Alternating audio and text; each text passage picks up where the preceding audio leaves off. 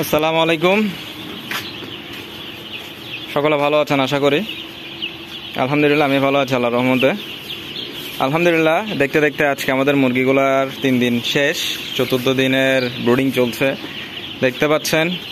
আলহামদুলিল্লাহ আমরা আমাদের আসলে মুরগিগুলোকে জায়গা বাড়িয়ে দিয়েছি, অর্থাৎ আমাদের চিক গার্ডগুলো দুটোটা একসাথে করে গোলাকৃতির করে ইউটার্ন করে দিয়েছি আর কি। কারণ আসলে প্রচণ্ড গরম, এই গরমের মধ্যে মুরগিকে ব্রুডিং আসলে তেমন একটা তাপ দিতে হচ্ছে না। দেখতে পাচ্ছেন রাতে টুকটাক একটু তাপ দিতে হয়, আদারওয়াইজ কোনো তাপ দেওয়ার প্রয়োজন নেই। দেখতে পাচ্ছেন আমাদের পর্দা পূর্ব সাইড এবং দক্ষিণ সাইড দুই দিকে খোলা, ওই সাইডটা আগের থেকে খোলা সম্পূর্ণ। দেখুন মাশাআল্লাহ মুরগির অবস্থা দেখতে পাচ্ছেন। আমাদের বাচ্চাগুলো আপনারা জানেন এগুলা বি গ্রেডের বাচ্চা ছিল, আল্লাহর রহমতে মোটামুটি ভালো আছে। বাচ্চার গোড আস্তে আস্তে ফিরছে আর কি, যেহেতু এখানের মধ্যে আসলে বি গ্রেড আর মাত্র 80টা এ গ্রেডের বাচ্চা ছিল। দেখুন বাচ্চাগুলোর অবস্থা, যদিও এখনও গোড ছোট, এগুলো একটু দুর্বল বাচ্চা, যার কারণে আসলে আমাদের অ্যান্টিবায়োটিকটা এখনও চলছে। আমরা এখানের মধ্যে জায়গা বাড়ানোর সময় আমাদের লিটারগুলোকে অর্থাৎ কাঠের গোড়াগুলোকে ভালোভাবে স্প্রে করে দিয়েছি জীবাণুনাশক দিয়ে, যেন তারা এখান থেকে যে ডাস্টটা হয় ডাস্টটার কারণে সমস্যা না পড়ে। দেখতে পাচ্ছেন দুটোটা আমরা একসাথে করে দিয়েছি আল্লাহর রহমতে। আর আমাদের খাদ্যের পাত্র এবং পানির পাত্র দেওয়ার সিস্টেমটা দেখুন, আমরা একদম রাউন্ড করে যেভাবে আমাদের চিকগার্ডটা বানিয়েছি সেভাবে কিন্তু রাউন্ড করে একটা খাদ্যের পাত্র একটা পানির পাত্র, একটা খাদ্যের পাত্র, একটা পানির পাত্র, একটা খাদ্যের পাত্র এভাবে দিয়েছি। আর মাঝখানে দেখতে পাচ্ছেন একসাথে দেওয়া হয়েছে। দেখুন পানি খাদ্য পানি খাদ্য পানি খাদ্য পানি খাদ্য এভাবে। কারণ আপনি বাচ্চা অবস্থায় যত বেশি, বাচ্চা না যে কোনো অবস্থায় যত বেশি খাদ্য এবং পানির পাত্র দিবেন মুরগি তত বেশি খাবে এবং মুরগির যে দৈহিক গঠনটা এই গঠনটা ভালো হবে, যার কারণে দেয়া। আমাদের বাচ্চাগুলো যদিও এখন একটু দুর্বল আছে, দুর্বল বলতে আসলে বাচ্চাগুলা যেহেতু বি গ্রেডের বাচ্চা একটু এগুলা কয়েকদিন সময় নেয়, 3-4 দিন সময় লাগবে। আজকে যেহেতু 4th দিন দেখতে পাচ্ছেন বাচ্চার কী অবস্থা, কিছু দুর্বল বাচ্চা আছে এখনও মারা যাচ্ছে, আরও মারা যাবে এরপরে। মোটামুটি প্রথম সপ্তাহে আসলে বি গ্রেডের বাচ্চা যথেষ্ট মারা যায়। তো যাদের আসলে পূর্ব অভিজ্ঞতা নেই তাদেরকে আমি বলবো বি গ্রেডের বাচ্চা না নিতে, কারণ বি গ্রেডের বাচ্চা নিলে যদি মারা যায় অনেকে মনে কষ্ট পান, এত বাচ্চা কেন মারা যাচ্ছে, কেন মারা গেল।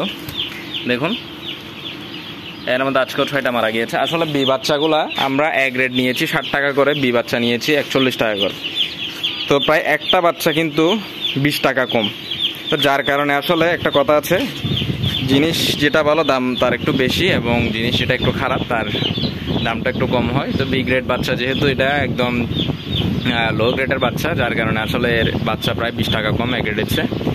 তো তারপরও আমরা এটা পালন করি, কারণ আমরা যেহেতু আগের থেকে এই বাচ্চাটা লালন পালনে অভ্যস্ত, আমাদের আইডিয়া আছে, যার কারণে আমরা মোটামুটি 1000 বাচ্চার মধ্যে 100 বাচ্চা মাইনাস হিসাব করে কিন্তু আমরা বাচ্চাগুলো নিই। এবং কিছু বিষয় যদি আপনি না জানেন তাহলে আসলে বাচ্চাগুলো পালন করে আপনি শান্তি পাবেন না। যেমন বাচ্চাগুলোকে ব্রুডিংয়ের সময় অনেকে এ গ্রেড বাচ্চাকে ওষুধ দেয়, কিন্তু আমরা দিই না।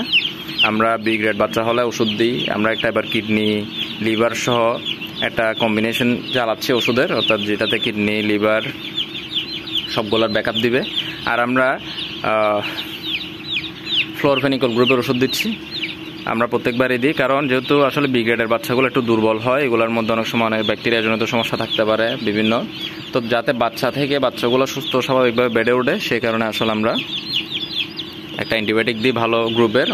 অন্যান্য অনেক অ্যান্টিবায়োটিক আছে যেগুলো সস্তা, সিপ্রোফ্লক্সাসিন দিয়ে অনেকে অ্যাম্প্রোটেক্ট দিয়ে বিভিন্ন ধরনের ওষুধ আসে, আসলে আমার মাথায় আসছে না এখন। তো আসলে আমরা ভালো একটা ওষুধ দেওয়ার চেষ্টা করি।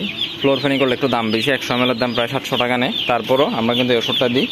আর এটা কিন্তু আপনি 1 ml 2 লিটার পানিতে ইউজ করতে পারবেন, অর্থাৎ 200 লিটার পানির জন্য 100 ml ওষুধ হলে যথেষ্ট। আমরা ওষুধটা এখনও চালাচ্ছি, আজকে আমরা দ্বিতীয় দিন থেকে, অর্থাৎ দ্বিতীয় দিন সকাল থেকে চালাচ্ছি, আজকে 2 দিন শেষ, তৃতীয় দিনের মতো চলছে। আমরা মোটামুটি ওষুধটা 4 থেকে 5 দিন চালাবো, অর্থাৎ ভ্যাকসিন দেওয়ার আগ পর্যন্ত চলবে। আমরা ইনশাল্লাহ 6ষ্ঠ দিনে আল্লাহ যদি সব কিছু ঠিকঠাক থাকে ভ্যাকসিনটা খাইয়ে দিব। এখন আর আমরা ভ্যাকসিন চোখে দিই না, ভ্যাকসিন খাইয়ে দিই। দেখতে পাচ্ছেন বাচ্চার অবস্থা, বাচ্চাগুলো আল্লাহর মতো চঞ্চল আছে, হিটের কোনো প্রয়োজন নেই। আসলে বাচ্চাগুলো একটু ভেজা ভেজা মনে হচ্ছে, কারণ বাচ্চারকে আজকে স্প্রে করার কারণে হয়তো কিছু বাচ্চার গায়ে পানি পড়েছে, যার কারণে, যদিও সমস্যা নেই যেহেতু প্রচণ্ড গরম। আর লিটারগুলো একটু ভেজা থাকার কারণে ওখানে কিন্তু তারা গোসল দিচ্ছে, অর্থাৎ লিটারগুলোতে যখন তারা যায় তখন তারা গোসল দেয়। দেখতে পাচ্ছেন খুব শান্তি ঘুম যাচ্ছে। দেখুন মাশাআল্লাহ খাবার খেয়েছে। আমরা কিন্তু খাদ্যের পাত্র হিসেবে দিচ্ছি আমাদের বড় পাত্রের যে তলাটা থাকে, ভাঙা যে পাত্রগুলো তলাটা আমরা রেখে দিয়েছি ওগুলোতে দিচ্ছি, আর কিছু কিছু বড় পাত্র দিয়েছি। এখানের মধ্যে মোটামুটি আমরা 18টা খাদ্যের পাত্র এবং 18টা পানির পাত্র দিয়েছি। যেহেতু এখন আসলে আমরা খাদ্যের পাত্র দুঃখিত পেপারের মধ্যে আমরা খাবার দিতে পারছি না, তাই আমরা চেষ্টা করছি যাতে মুরগিগুলা যতটা সম্ভব খাবার খেয়ে যাতে তাদের যে দুর্বলতাটা আছে ওই দুর্বলতা যেন কেটে যায়। আমাদের খাদ্য প্রায় 1 বস্তা শেষ, আমাদের খাদ্য আসেনি, এইমাত্র আসছে, গাড়ি কল করেছে। আমরা 1 বস্তা এনেছিলাম, আসলে গাড়ির সমস্যা থাকার কারণে 1 বস্তা খাবার এনেছিলাম, ওই 1 বস্তা আজকে শেষ হয়ে যাবে, অর্থাৎ আজকে 3য় দিন শেষ, 4র্থ দিনের বোর্ডিংয়ে প্রায় আমাদের 1 বস্তা খাবার খেয়ে ফেলছে। এখানের মধ্যে আনুমানিক বাচ্চা আছে এখন 900+। আমাদের এখন পর্যন্ত কয় পিস বাচ্চা মারা গিয়েছে আপনাদেরকে একটু আপডেটটা দিই।